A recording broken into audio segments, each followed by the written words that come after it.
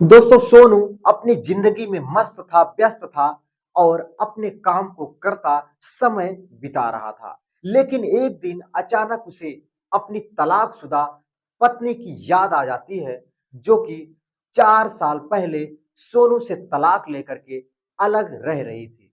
दोस्तों सोनू को अपनी पत्नी की याद आ जाती है और वह उसे उसके साथ बिताया हर एक पल सोच सोच करके वह अपनी पत्नी को मिस कर रहा था। दोस्तों वह अपनी पत्नी के साथ जिस भी स्थान पर गया था, जिस भी जगह गया था घूमने टहलने के लिए, वो हर एक पल याद करने लगता है और अपनी पत्नी को मिस कर रहा था। दोस्तों फिर वह अपनी पत्नी को सोचता है, अगर कहीं मिल जाए, किसी भी तरीके से उसका पता चल जाए, तो मैं उसे दोबारा से अपने साथ लाना चाहता हूँ और उसके साथ अपनी बची हुई जिंदगी बिताना चाहता हूं। नमस्कार दोस्तों, मेरा नाम है शिव भगवान। स्वागत करता हूं एक और बेहतरीन पति और पत्नी की इंटरेस्टिंग कहानी में। दोस्तों एक सच्ची घटना है दिल्ली की, जहां पे एक पति और पत्नी का सच्चा प्यार इस कहानी में झलक रहा है। दोस्तों हर वीडियो की तरह बस एक ही रिक्वेस्ट, इस वीडियो को लाइक करके चैनल को सब्सक्राइब कर लीजिए, जिससे मेरा हौसला और मेरा काफिला बढ़ता रहे और मैं आप तक अच्छा सा अच्छा वीडियो लेकर के आता रहूं। दोस्तों सोनू नाम का लड़का, जो कि पढ़ने में बहुत ही तेज तर्राक होता है और उसके परिवार वालों भी उसके पढ़ाने की हर एक कोशिश कर रहे थे। दोस्तों उसके माता पिता एक सामान्य परिवार से थे और उनके पास पैसे भी थे कि सोनू को पढ़ा सके, क्योंकि सोनू अपने माँ बाप का इकलौता औलाद था। तो वो ये चाहता था कि वो भी पढ़ लिख करके अच्छी से अच्छी नौकरी करके अपने माता पिता का नाम ऊंचा कर दे। दोस्तों सोनू के ही क्लास में एक लड़की, जिसका नाम सपना होता है, वो भी पढ़ाई में बहुत ही तेज थी और सोनू के ही क्लास में पढ़ रही थी। दोस्तों जब दोनों तेज तर्राक होते हैं तो उन दोनों की दोस्ती भी हो जाती है। दोस्तों सोनू और सपना की दोस्ती धीरे धीरे कब प्यार में बदल जाती है, न तो सोनू को पता चलता है और न ही सपना को पता चलता है। दोस्तों सपना और सोनू दोनों एक दूसरे को चाहने लगते हैं और एक दूसरे के साथ अपनी जिंदगी का बचा हुआ वो हर एक पल बिताना चाहते थे। दोस्तों सोनू भी सपना को बेहद ही प्यार करता था और सपना भी सोनू को बहुत प्यार करती थी। दोस्तों फिर सपना कहती है, इंटर के आगे मैं पढ़ाई नहीं कर सकती, क्योंकि मेरे माता पिता के पास इतना पैसा नहीं है कि वो मुझे आगे की पढ़ाई करवा सके। दोस्तों सोनू कहता है, वैसे सपना तुम ये बताओ, तुम्हारा सपना क्या है और तुम क्या बनना चाहती हो। दोस्तों सपना कहती है, अब उन सारी बातों से क्या फायदा जब वो सपने पूरे ही नहीं हो सकते, क्योंकि मैं तो एसडीएम अधिकारी बनना चाहती थी, लेकिन मेरे मम्मी पापा के पास इतना पैसा ही नहीं है कि वो मेरी पढ़ाई में खर्च कर पाए और मैं आगे की पढ़ाई कर पाऊं। दोस्तों सोनू कहता है, मैं तुमसे प्यार करता हूं, तो मैं तुम्हारे सपने को पूरा करना चाहता हूं।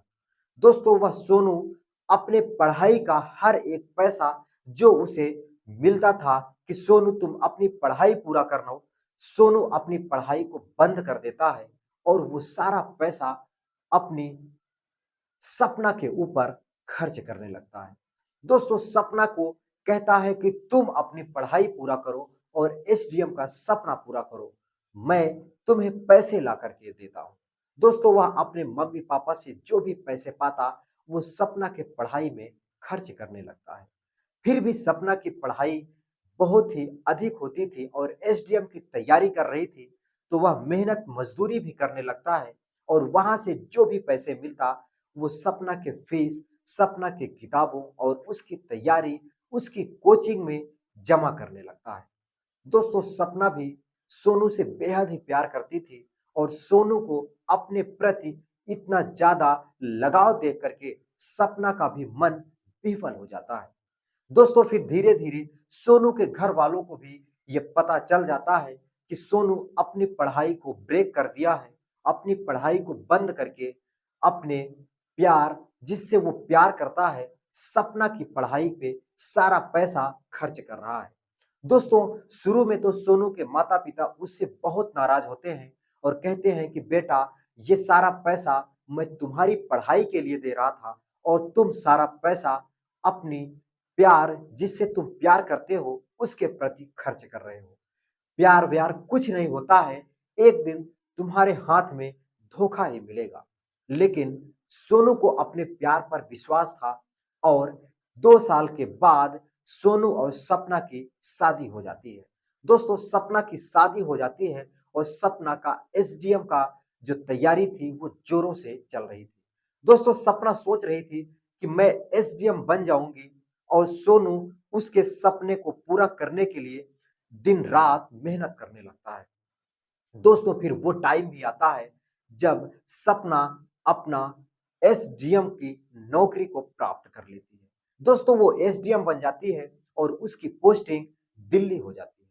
दोस्तों, वो दिल्ली में एसडीएम का काम कर रही थी, एसडीएम की पोस्टिंग पर थी और सोनू उससे फ़ोन करके बात करने की कोशिश करता है, लेकिन सपना धीरे-धीरे अपने नौकरी के घमंड के आगे अपने पति सोनू को भुलाने लगती है।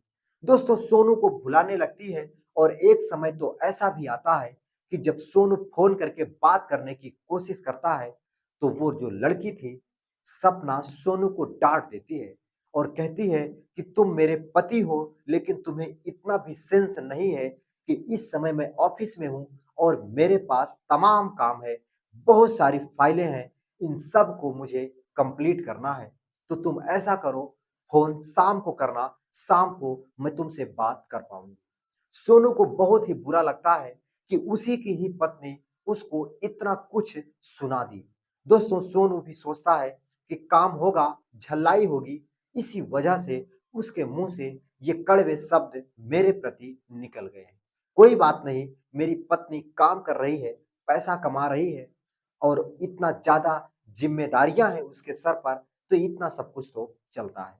दोस्तों, शाम को जब फिर सोनू फ़ोन करता है और अपनी पत्नी से बात करने की कोशिश करता है, तो फिर से वह उसे डाँट देती है और कहती है कि तुम्हारे पास तो समय ही समय है, जब चाहो तब फ़ोन कर देते हो, लेकिन मुझसे नहीं पूछते हो कि दिन भर ऑफ़िस में काम करती हूँ और रात में आराम भी करने को नहीं मिलता है। जैसे ही आराम करने बैठती हूँ, तुम्हारा फ़ोन आ जाता है, तुमको अपने प्यार की ही पड़ी है, लेकिन यहाँ मेरी तो जान ही निकल जा रही है। दोस्तों, सोनू उसके बर्ताव से परेशान हो जाता है और उसकी आँखों में आँसू आ जाते हैं, क्योंकि उसको अपनी पत्नी से ये उम्मीद नहीं था कि वो एक दिन उसे फ़ोन करने के लिए भी डाँट देगी। दोस्तों, वह उसे धीरे-धीरे भुलाने लगता है और यही तो सपना चाह रही थी कि उसका पति उसे भूल जाए और दोबारा उसके पास कभी भी फ़ोन ना करे। दोस्तों, फिर धीरे-धीरे वह अपने दिल से निकाल देता है और एक दिन सपना उससे तलाक ले लेती है और कहती है कि दोबारा मेरे पास फ़ोन करने की कोशिश मत करना, मैं तुमसे कोई बात करना नहीं चाहती हूँ। दोस्तों, तलाक का पेपर लेकर के सोनू अपने हाथों में अपनी मेहनत मज़दूरी और अपने पापा-मम्मी की बातों को याद करके उसके आँखों से आँसुओं की धार बहने लगती है। कैसे उसके मम्मी-पापा कह रहे थे कि बेटा, ये प्यार-व्यार कुछ नहीं होता, एक दिन तुमको धोखा ही मिलेगा और आज उसको धोखा मिल चुका था और उसके हाथ में तलाक का पेपर था। दोस्तों, फिर सोनू अपनी ज़िंदगी में मस्त हो जाता है और उसी दिल्ली शहर में काम करने लगता है और एक बढ़िया कंपनी बना लेता है। दोस्तों, उस कंपनी में 15 से 20 लोग काम कर रहे थे और उन सब का मालिक सोनू ही था। दोस्तों, सोनू के पास भी अब पैसे की कमी नहीं थी, उसका भी काम अच्छे से चलने लगा था। दोस्तों, 10-15 लोगों का मालिक होता है और अच्छा पैसा कमाने लगता है और अपने मम्मी-पापा का सेवा करने लगता है। दोस्तों, फिर एक दिन उसे अपनी तलाकशुदा पत्नी की याद आ जाती है, जो कि 4 साल पहले वो तलाक ले चुकी थी। दोस्तों, उसकी याद सताने लगती है और वह उसे तलाशने की कोशिश करने लगता है, तो पता चलता है कि उसके पत्नी की जो नौकरी है, वो जा चुकी है। दोस्तों, उसके पत्नी की नौकरी चली गई थी क्योंकि वो पैसे की लालची थी और रिश्वत लेते उससे भी बड़े अधिकारी ने उसको रंगे हाथों पकड़ लिया था और उसकी नौकरी को बर्खास्त कर दिया था और तब से वो वेटर का काम एक होटल में करने लगी थी। दोस्तों नैनीताल चली गई थी, दिल्ली को छोड़ दी थी क्योंकि दिल्ली जैसे शहर में जहां वो एसडीएम हुआ करती थी, वहां वो छोटा-मोटा काम करना कैसे कर सकती थी लोगों के सामने। दोस्तों वो नैनीताल चली जाती है और वहीं पर जाकर के एक वेटर का काम होटल में करने लगती है। दोस्तों वह उसी होटल में एक रूम बुक कर लेता है और उस रूम के अंदर जाने के बाद चाय का ऑर्डर करता है। दोस्तों चाय का जैसे ही ऑर्डर करता है तो उसी की पत्नी जो वेटर का काम कर रही थी, वही चाय लेकर के उसके कमरे के अंदर दाखिल हो जाती है। दोस्तों कमरे के अंदर दाखिल होती है, लेकिन सोनू दूसरी तरफ मुंह करके खिड़की की तरफ बाहर का नजारा देख रहा था। दोस्तों वो आती है और कहती है, "सर आपकी चाय कहाँ रखूँ?" तो वो कहता है कि टेबल पर रख दो। दोस्तों वो टेबल पर रख करके नीचे चली जाती है क्योंकि उसे नहीं पता था कि ये जो लड़का है उसी का पति है, लेकिन सोनू को ये पता था कि उसी की ही पत्नी उसको चाय देने आई थी। दोस्तों वह आता है और चाय की चुस्कियाँ लेने लगता है, लेकिन आज हर एक चुस्की में उसको चाय का स्वाद नहीं मिल रहा था, बल्कि वो अपनी पत्नी की याद में खोया हुआ था। दोस्तों वो मन ही मन यही सोच रहा था कि बात कहाँ से शुरू करूँ और कहाँ पे खत्म करूँ। दोस्तों फिर से वो ऑर्डर करता है कि मेरे लिए एक कॉफ़ी ला दो और फिर से उसकी ही पत्नी कॉफ़ी लेकर के एक ट्रे में उसके गेट के सामने खड़ी हो जाती है। दोस्तों इस बार सोनू उसको देखता है और उसकी पत्नी उसको देखती है, तो दोनों एक दूसरे को देखते ही रह जाते हैं।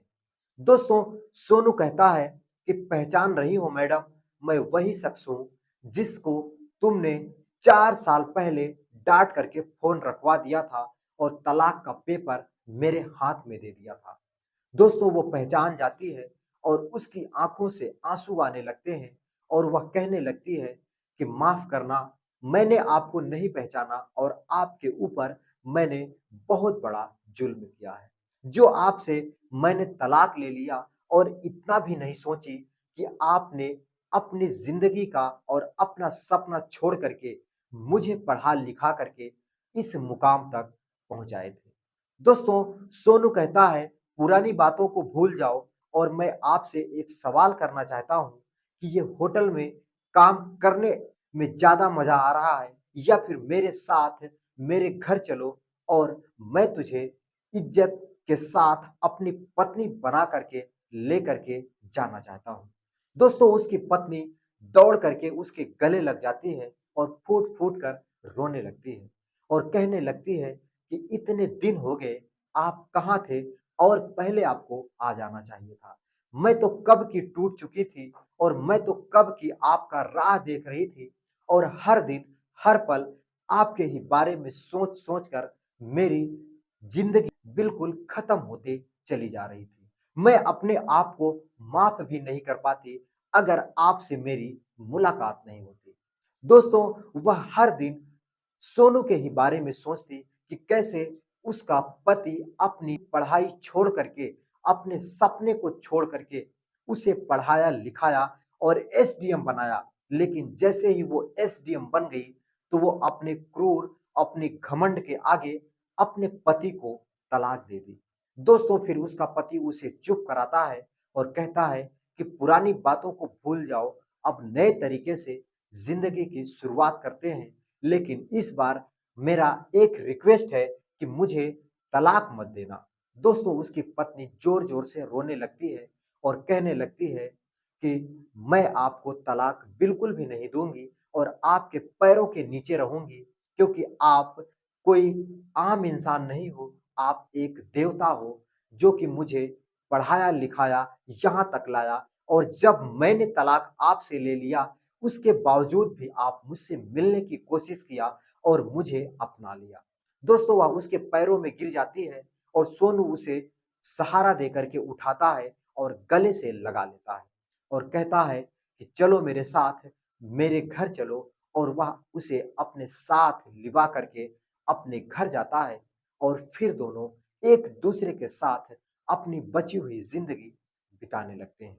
दोस्तों इतनी सी थी ये कहानी, आपको कैसी लगी कमेंट करके जरूर बताइएगा और जाते जाते इस वीडियो को लाइक करके चैनल को भी सब्सक्राइब कर लीजिएगा। मैं मिलता हूं फिर किसी नई कहानी के साथ, तब तक के लिए दोस्तों नमस्कार।